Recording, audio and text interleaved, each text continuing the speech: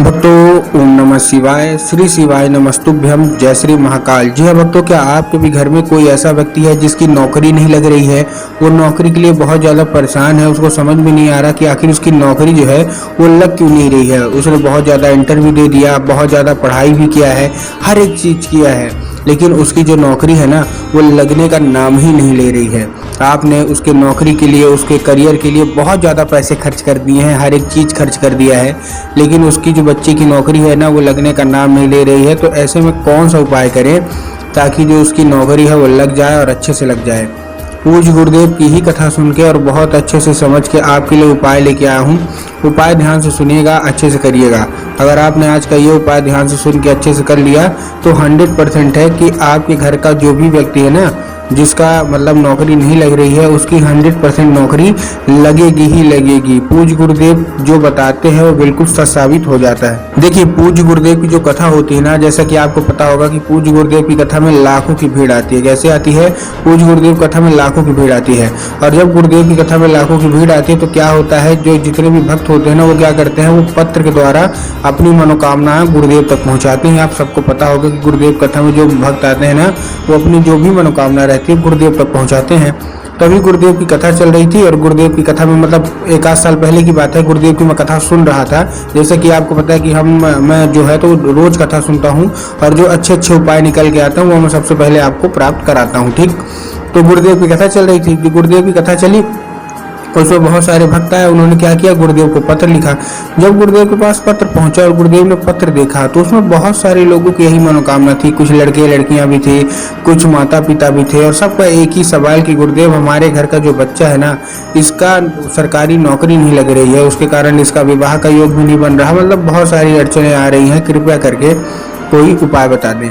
जब गुरुदेव ने देखा तब गुरुदेव ने 2 से 3 उपाय बताए और कहा केवल और केवल ये उपाय कर लेना, तुम्हारे घर का जो भी व्यक्ति है, चाहे लड़का है या लड़की, जिसका मतलब सरकारी नौकरी नहीं लग रही है उसकी सरकारी नौकरी लगेगी ही लगेगी, महादेव की कृपा होगी ही होगी। जब गुरुदेव ने ये उपाय बताया तो लोगों ने जा जाके उस उपाय को अपने घर में किया और जैसे ही लोगों ने जा जाके उस उपाय को घर में किया, मात्र 1 से 1.5 महीने के बाद वो गुरुदेव की कथा में वापस आए।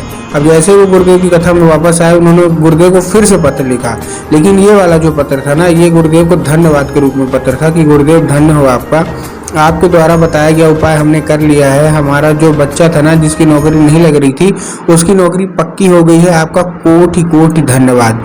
तो देखिए, अगर आप भी जानना चाहते हैं कि आखिर ऐसा कौन सा उपाय है जिसको करने मात्र से लोगों की सरकारी नौकरी लग जाती है, तो चलिए हम बताते हैं आपको आज की इस वीडियो के माध्यम से। लेकिन उससे पहले चैनल पे अगर पहली बार आए हैं और आवाज़ मेरी पहली बार सुन रहे हैं तो वीडियो कर दे लाइक और चैनल को भी कर लें सब्सक्राइब, ताकि पूजनीय पंडित प्रदीप जी मिश्रा के रोज नए नए उपाय जो कि मैं उनकी कथा से सुनता हूँ, श्रवण करता हूँ, सबसे पहले मैं आपको प्राप्त करा सकूँ। ठीक, तो देखिए जो हमारा पहला उपाय है वो कच्चे दूध और काली मिर्च का उपाय है। अब इसको करना कैसे, देखिए ध्यान से समझिएगा।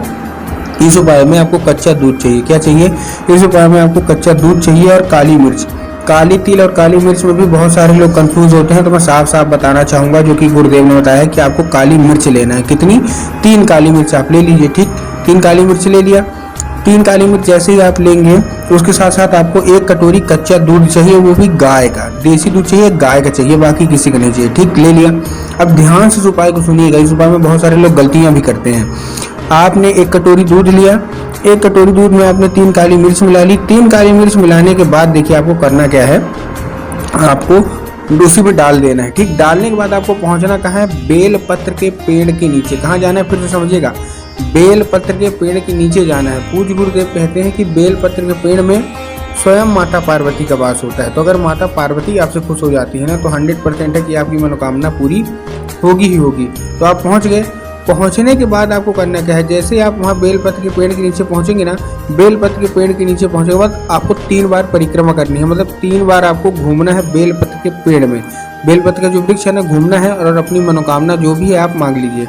उसके बाद ध्यान रखिएगा कि आपको केवल आधा कटोरी दूध, क्या केवल और केवल आधा कटोरी दूध माता पार्वती का स्मरण करके बेलपत्र के वृक्ष के नीचे आपको अर्पित करना है। केवल आधा, पूरा नहीं, ध्यान से पूरा नहीं करना, केवल और केवल आधा करना है। कर दिया। उसके बाद जो आधा बचा है वो तुरंत लेके आ जाइए, आपके आसपास जो भी शिव मंदिर हो ना वहाँ लेके आ जाइए और बाबा भोलेनाथ को कुंडकेश्वर महादेव का, देखिए महादेव का एक बहुत ही सुंदर सा नाम है कुंडकेश्वर महादेव, तो बस आपको कुंदकेश्वर महादेव का नाम लेके आपको चुपचाप वहाँ अर्पित कर देना है। पूज्य गुरुदेव कहते हैं कि सरकारी नौकरी का बहुत ही बड़ा उपाय है, जो भी व्यक्ति करता है उसकी अवश्य रूप से नौकरी लगती ही लगती है। ठीक, ये था पहला उपाय। अब जो दूसरा उपाय है बेलपत्र और शहद का उपाय है। इस उपाय में आपको एक बेलपत्र चाहिए जो कि कहीं से कटी फटी नहीं होनी चाहिए, कहीं से खंडित नहीं होनी चाहिए, कहीं से मुरझाई हुई नहीं होनी चाहिए। बहुत सारे लोग बेलपत्र लेने में गलती क्या करते हैं, वो एक पत्ती को ही बेलपत्र मान लेते हैं, जो कि पूर्णतः गलत है। एक पत्ती का कोई बेलपत्र नहीं होता, 3 पत्ती मिलकर जो बेलपत्र बनती है ना, वही बेलपत्र होती है। ठीक, ले लिया आपने, उसमें आपको शहद का लेपन लगा लेना है। किसका लेपन लगाना है? शहद का। शहद का लेपन आपने लगा लिया।